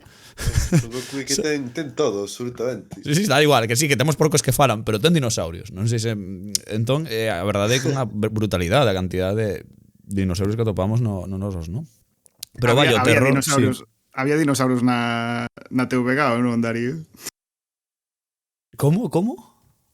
Sí, había dinosaurios na TVG, sí. Porque eu non o recordo, pero polo visto sí. A esta de Cadillac, claro. Cadillacs versus dinosaurios. Estaba moi guai, porque era como así como posapocalíptica ou algo así, un pouco un tufillo anticomunista tamén, pero bueno, estaba bastante guai, a verdade. Xa era como... Ahora, a verdade é que a premisa da serie non tiña ningún sentido. Uns Cadillacs no ano 2500 e dinosaurios. É como que a xente... Pero cal era a premisa? Ahora, a xente... como que houbo varios cataclismos no futuro e a xente vaise vivir baixo terra. Vale, despois sai a superficie e hai dinosaurios. Xa cousas que pasan, tío. Que seguimos facer. Como non? Típica mierda que pasa, ¿no? Que a veces pasa. Marchas un fin de semana e desapareces, desapareces e de repente unha especie que estaba extinguida desextínguese, sabes? É iso, basicamente. Era chula, eu sí que teño algún recordo da historia esta. Sí, había aí algún... O sea, que a animación está bastante guai, a verdade. Bueno, as paisaxes e todo o rollo. De recomendar así tamén unha cousa random, recuperando do terror, por exemplo, a triloxía de Carnosaur. Son series B, onde a serie B tamén atopou un filón absurdamente increíble coas pelis de dinosaurios, que hai malísimas, pero malísimas ata decir basta, o sea, podedes atopar de todo, miserias, Raptor Island, Raptors, o sea, é unha auténtica salvaxada que está aí todo. En plan, o sea, se queredes pelis de serie B, non sei por que a xente co difícil que facer dinosaurios, además entendo, que sube o presuposto unha burrada, pois decidiu facer pelis de dinosaurios. É algo que a mí me enche o corazón, non? E a alma cada vez que atopo con unha destas, sempre maravilla. Sempre maravilla. O boom dos 90 dos dinosaurios deixou, claro, todo o mundo quería subirse ao tren, non? Falades de videoxogos, falades de series B, de series de animación. Penso que, o sea, sempre que acontece isto, sempre que hai un tren o que montase, sempre hai alguén que a caga, non? Que se sube. E penso que o representante desta cagada nos dinosaurios dos 90 é unha película infame que se chama Theodore Rex, que seguro que non vos soa de nada. Que si hoy sí coñezo, joder. É unha película de 95 que protagonizada por Whoopi Goldberg. É a típica película de buddy movies, de colegas de compañeiros que son dous detectives. Un é Whoopi Goldberg e o seu compañeiro pois é un tiranossauro que ten como a estética da serie esta de debuxos dos dinosaurios do 91. É verdade.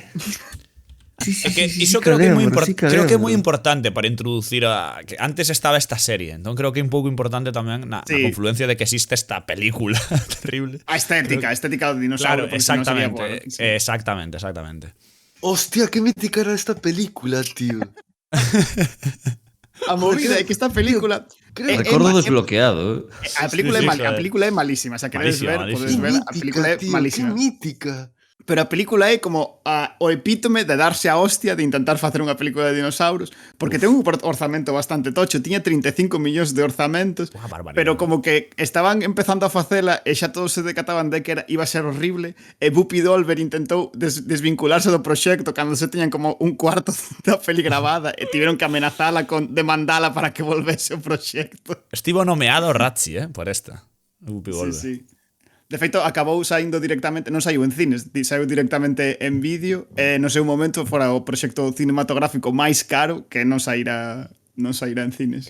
Esta película parece a típica película que nunca chega a sair e que 30 anos despois alguén fai un documental con a metraxe perdida e fai como unha película de culto a cachos, non? O xogo de Pero non, existe enteira. O xogo de Teso Terrado Nevada, pois o mesmo con esta movida.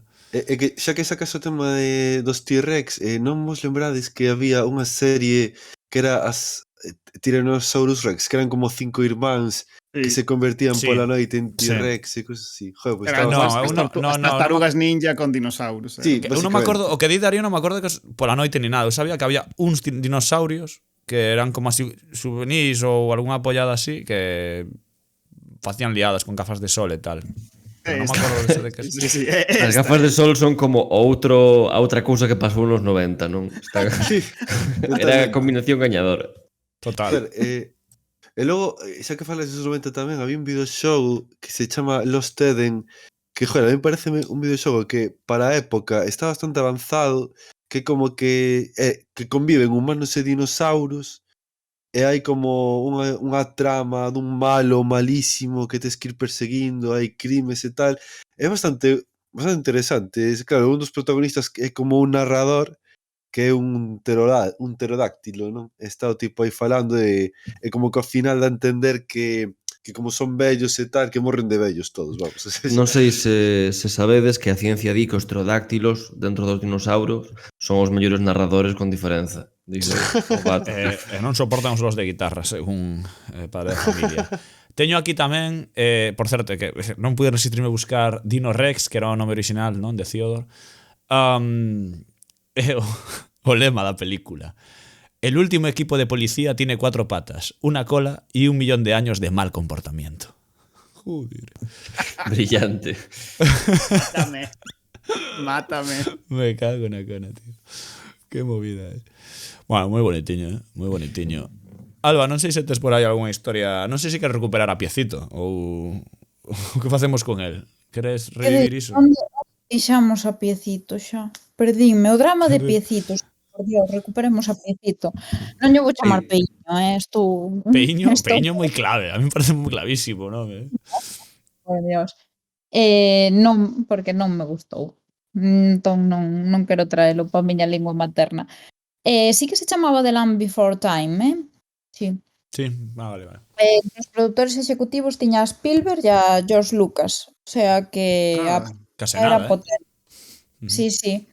E nada, que vos conto de Piecito? Pois que era un apatosaurus que se chamaban tamén pescozo longo e que é a única cría da súa manada formada. A manada eran a súa nai, os seus avós.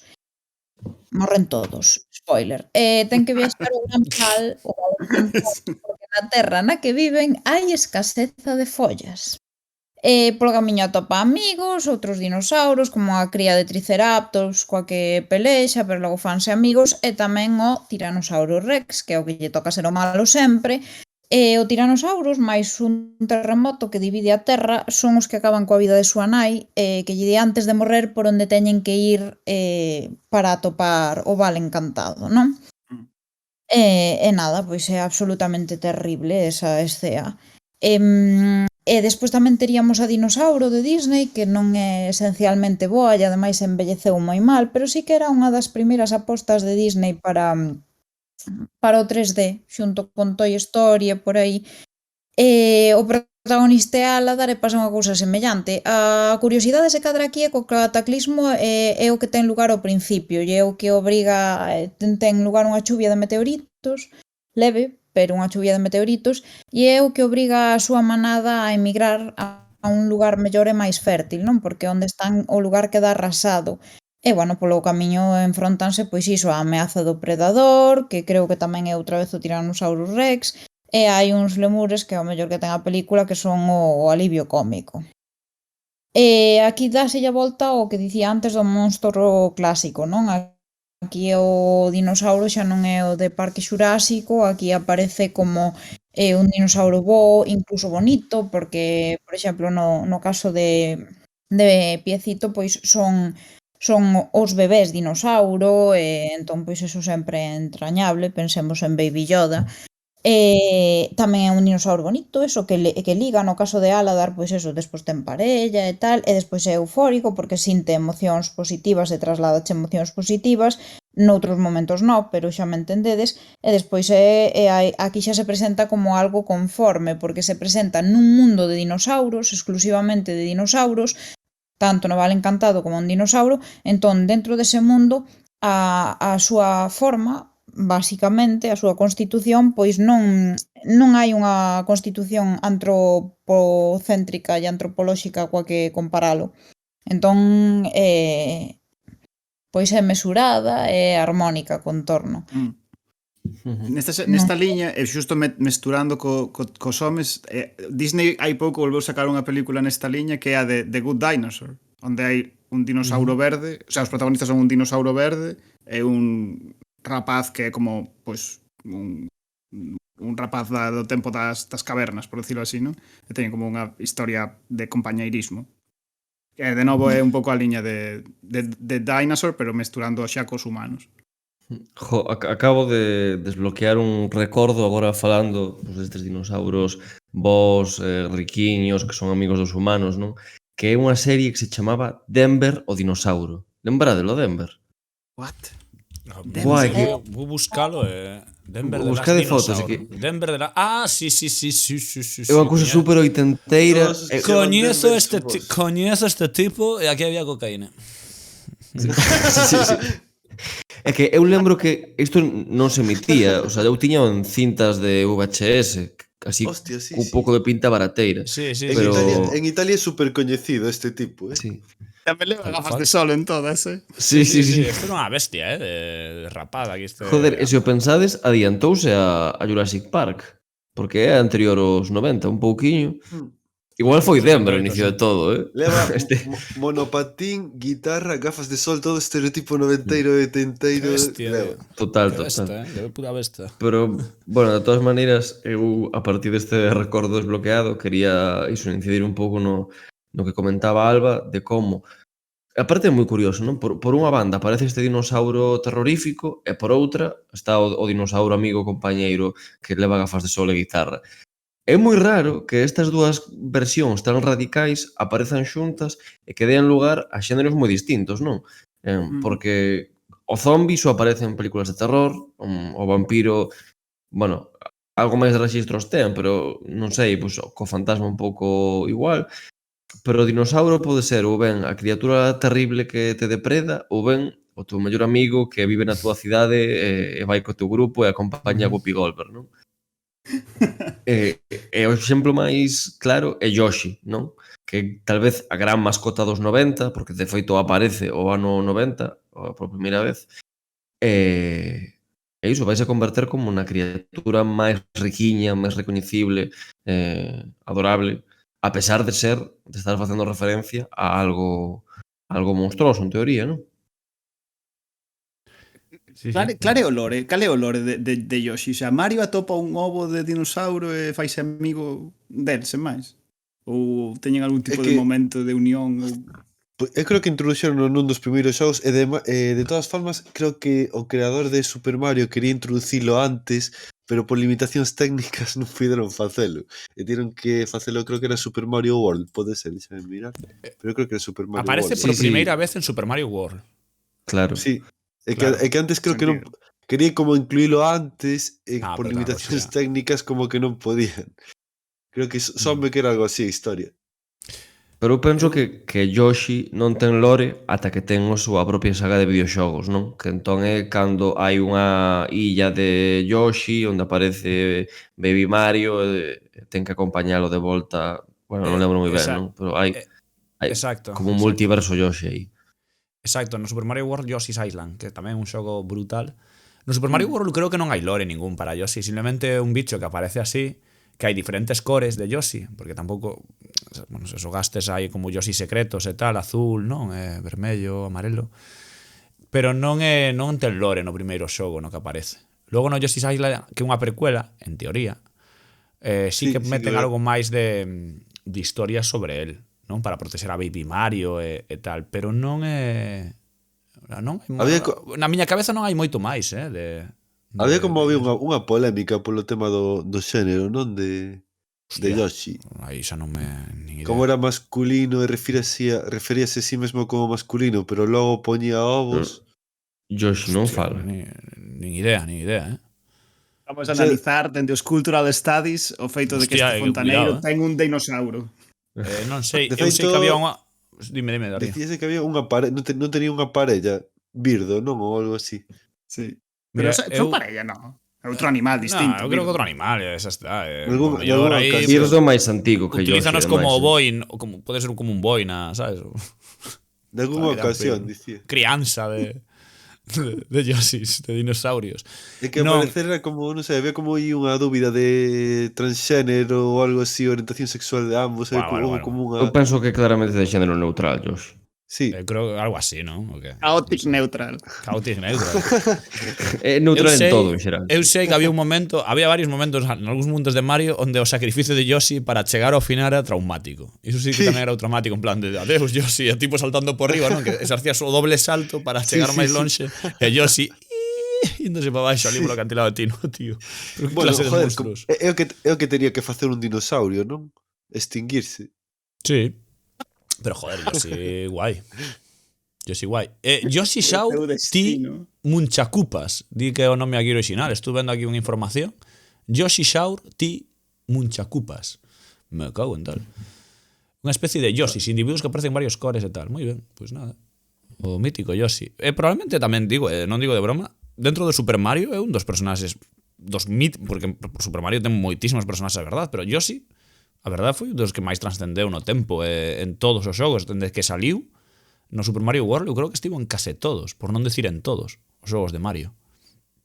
Atrevirame a dicir, E iso non é doado, de outra banda, tendo en contra a competencia que hai nestes en cada Nintendo con estes cos personaxes, vaya. Gústame Yoshi. En fin, Alba, que máis tes por aí ti tamén? Creo que tiñas algunha cousiña máis e xa imos pechando a cousa con algunha ti e outra cousiña.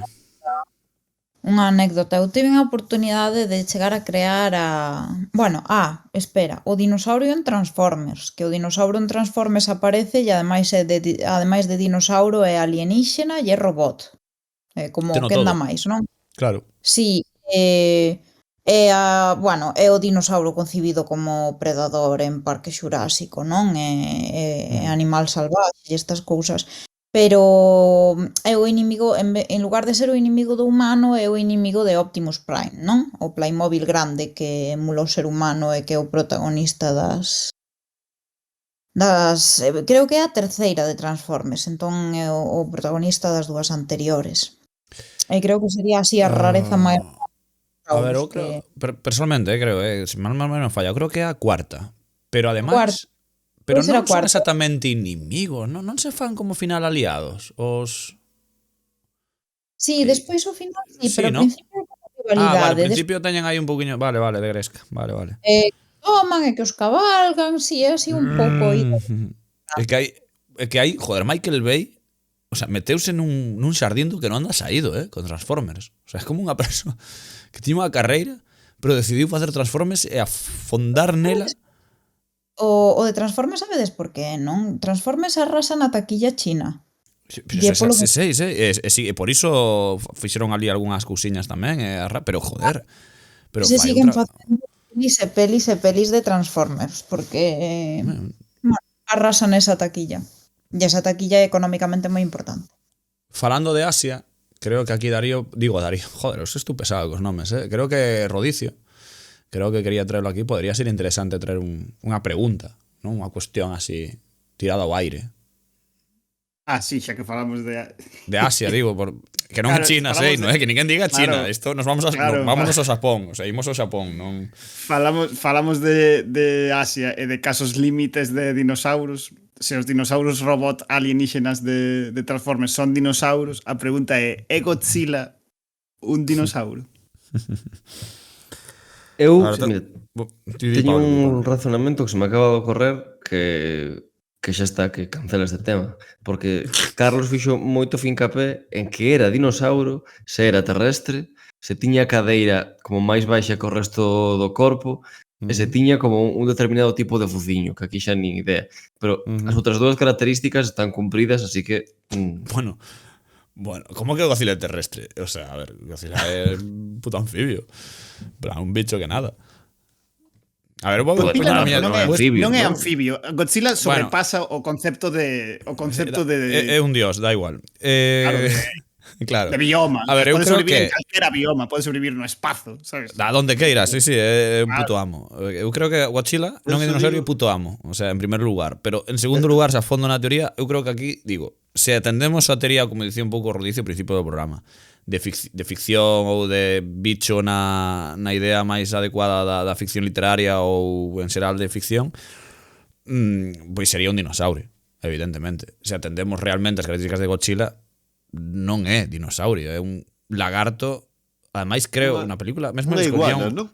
Sí, creo que escollían o tema de iguana concretamente, das islas aí das probas nucleares e tal. É un lagarto mutante. Que creo que ademais non é canon, no mundo Godzilla, penso. Sei que non é canon, non? Pero foi unha teoría bastante extendida no tempo e a mí adquiriu outras tamén. Se podedes ver algún día a serie de Godzilla, a serie de dibuxos animados dos creadores de Men in Black, porque teñan o mesmo tipo de animación. Non sei se estaría Miguel Anxo Prado nisto, porque era a mesma animación agora que eu penso, que estaba tamén en Canal Plus. Bueno, estou me liando, pero era brutal.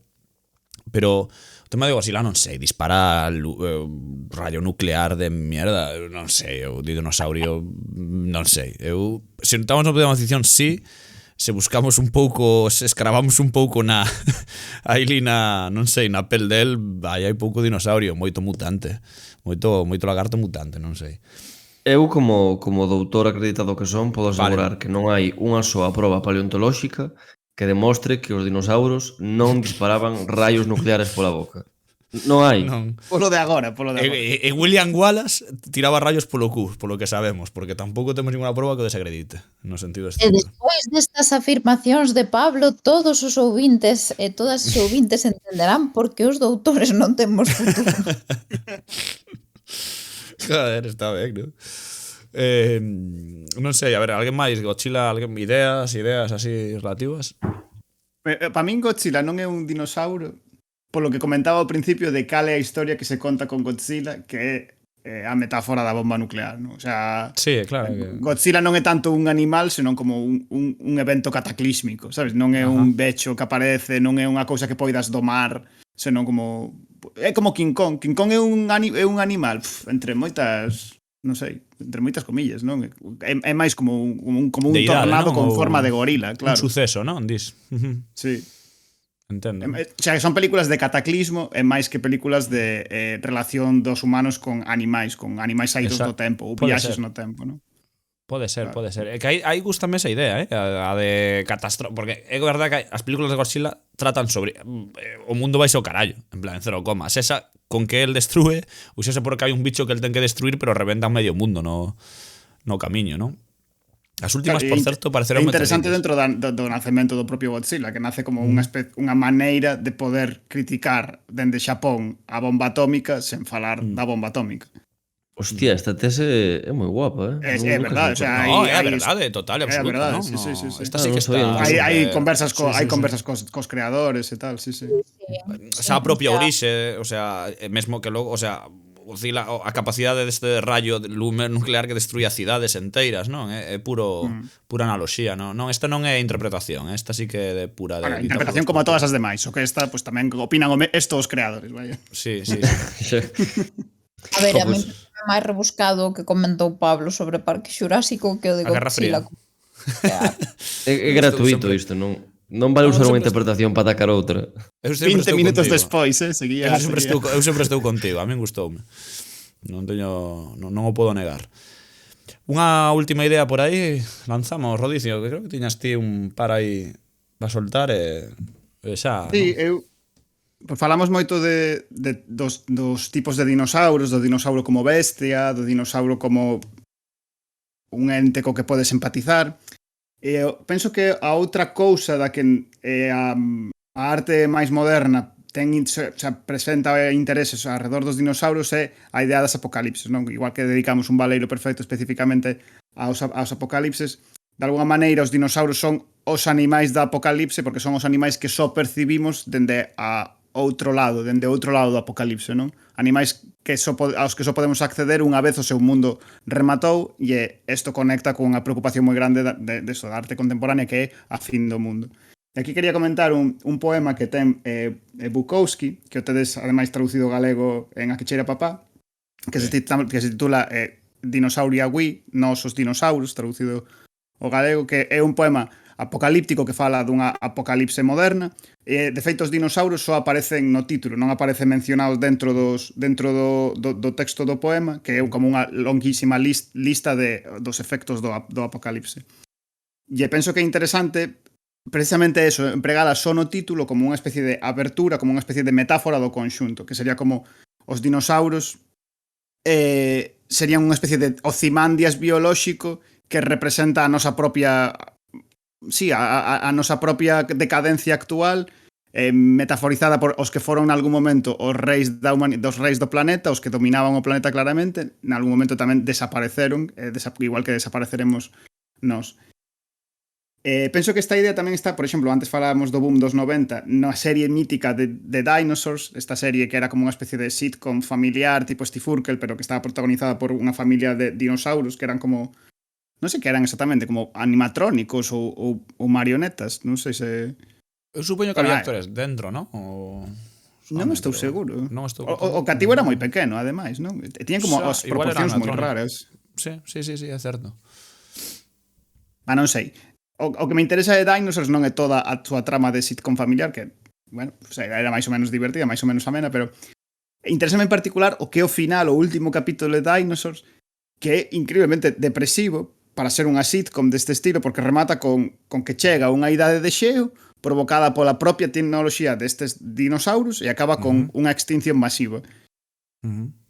E hai un monólogo final do protagonista, que é o pai dos dinosaurios, onde fala sobre como el confiou demasiado na tecnoloxía e acabou esquecéndose da natureza para facer como unha reflexión sobre o cambio climático ou sobre a fin do mundo en 1994, que é cando remata Dinosaurs, como moi adiantado o seu tempo, de alguma maneira.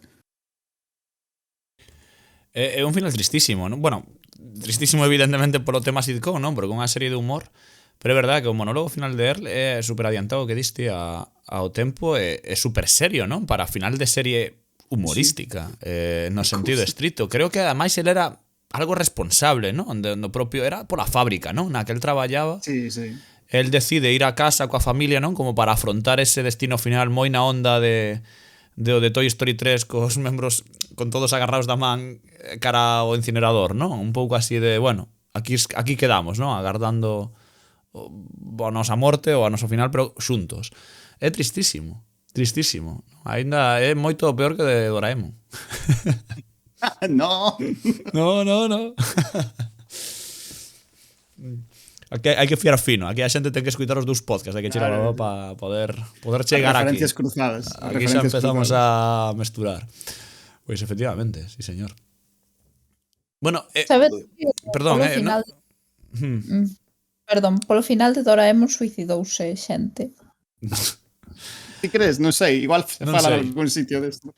Igual tens que ver un podcast chamado O Tigre do Futuro. De todas formas, de todos os xeitos, eu quería afondar un momento no de dinosaurios. Pero unha pregunta a vos, quero dicir. Vos chegaste a ver esta serie? O sea, tedes vos recordo... Porque eu si teño, pero o mellor Pablo, por exemplo, non sei se a chegou a ver de verdade. A que a min pareceme moi moi pequeno, pero non sei se logo houve reposicións ou... Eu Ou teño tal. un recordo así vago de que estaba na tele, sabes? Pero non podería dicir un diálogo, unha trama, O que quero algo aí dicir, de a fondo. diferencia doutras ou mellor series, como que esta non tivo excesivas reposicións no tempo. En plan... É verdade que non, Porque É verdade. A ver, que era moi hortera, me Claro, que gustaba. o estar ligada a unha determinada tecnoloxía visual, cando Sí. foron aparecendo outras Dis, non? Que pode tecnoloxías, ser iso. pois foi atrasando. Sí. Pode ser. Non Pues sei, estou como a pensando xente que- guardaba tan o recordo. Dide. É interesante pensar na visión dos dinosaurios nesta sitcom e nos Picapedra. Nos Picapedra que había dinosaurios, pero que eran como servos da humanidade. Aquí eran directamente os protagonistas. E de feito, hai como unha imaxe de televisión, non? No final tamén, creo. Xa non me lembro. Dos Xa Picapedra. non me lembro. No, dos dinosaurios, digo. Da serie esta de dinosaurios. Que hai Que ao como final era moi meta. Que ao final era un reporteiro falando de que estaba todo empeorando e tal, non sei. Moi turbio, sí. Hai de ver algún episodio, para ver se realmente embelleceu tan chungo como para non poder... Non envelleceu tan mal, para Por nada. certo, Xa vos lo digo agora que eu revisitei algún capítulo Ajá, estes días. vale. Non envelleceu nada mal, No, de ser verdade moi que- divertido. Moito mellor que outros. Bueno, unha chega final entón, aí con unha despedida por todo o alto con un certo personaxe que a gran maioría da xente coñece. Queredes que saquemos, queredes que abramos a Eu creo que sí. O Eu creo que caixón xa. de merda. Eu creo que sí, a non? caixa de Pandora, a caixa de Pandora. Eu creo que sí. Quizáis hai que falar de Ross Geller. Tamén é falar de Ross Geller, porque non falamos moito de dinosaurios, pero non falamos nada de paleontólogos hoxe.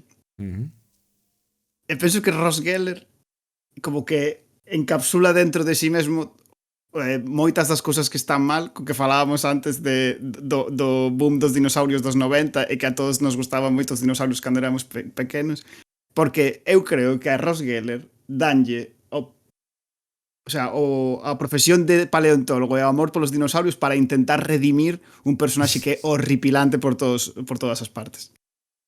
Vaya. Non sei se alguén quere defender a Ross Geller neste podcast.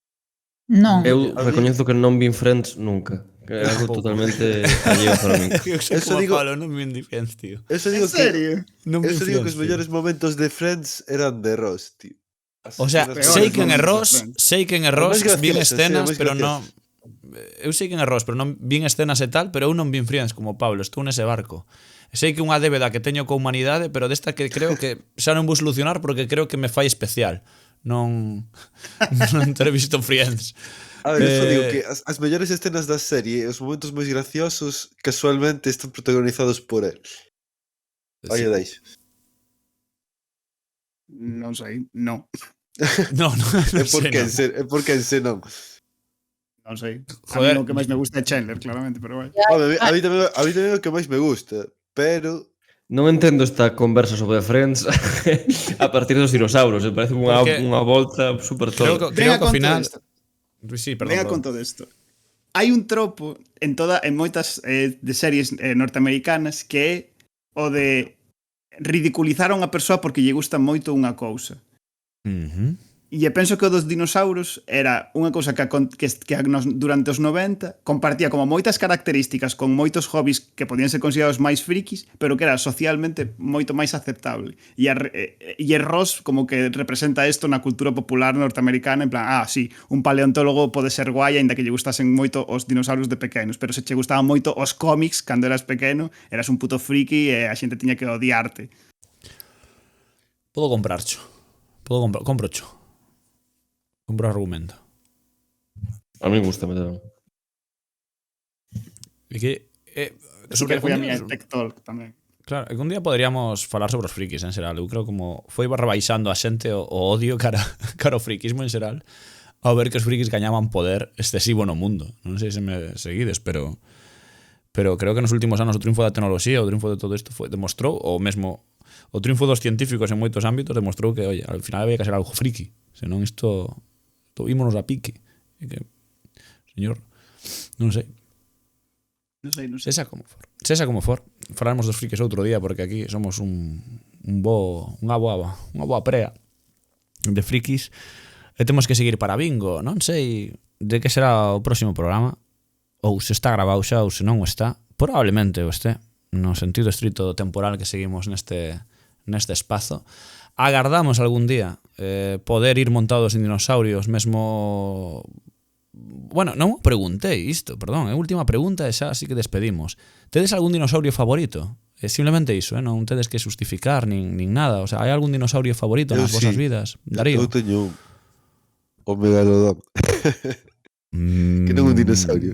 Pero váleme ben, no sentido estrito nos vale, no, o sea. No. Ahora o Diplodocus. Alba, tes un dinosaurio favorito?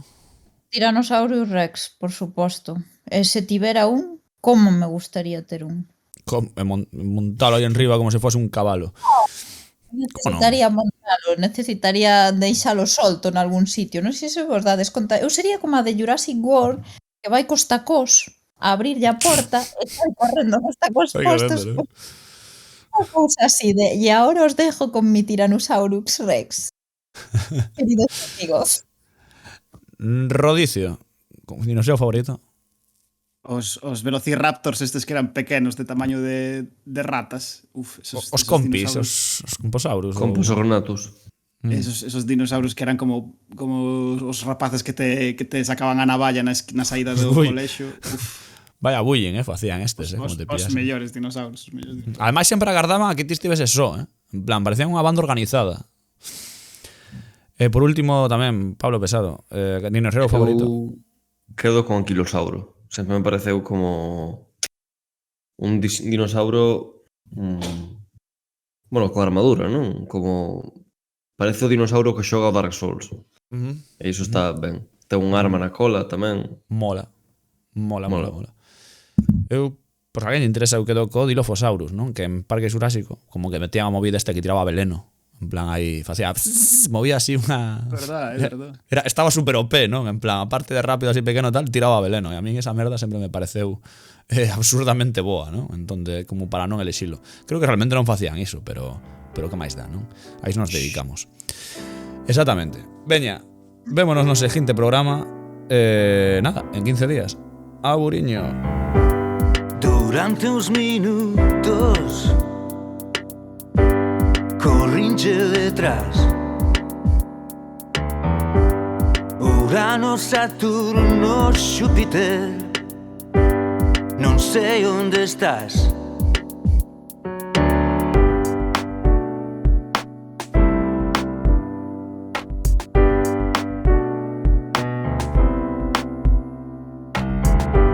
Sentado no porche todo está en paz Eu son o último terrícola Non fun quen de marchar